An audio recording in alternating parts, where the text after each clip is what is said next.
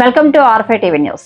సూళ్లూరుపేట మండలం నాదెండ్లవారి కండ్రిగ గ్రామంలో గ్రామ దేవత శ్రీ చెంగాలమ్మ పరమేశ్వరి ఆలయం వద్దకు వెళ్లే రహదారిని గ్రామస్తులే తమ సొంత డబ్బులతో నిర్మించుకున్నారు.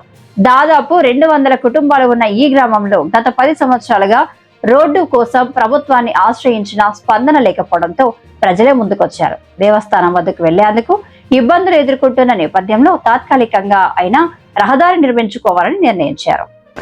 గ్రామస్తుల ఐక్యతతో స్వచ్ఛందంగా నిధులు సమీకరించి రహదారి పనులు పూర్తి చేశారు.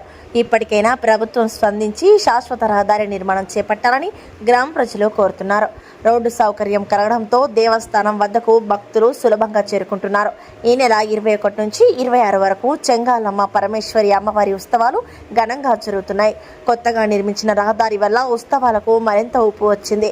భక్తులు వీధి దీపాలతో బాణసంచా మధ్య ఆనందంగా వేడుకల్లో పాల్గొంటున్నారు. గ్రామంలో పండుగ వాతావరణం నెలకొని చెంగాలమ్మ అమ్మవారికి ప్రత్యేక పూజలు భక్తి శ్రద్ధలతో నిర్వహిస్తున్నారు.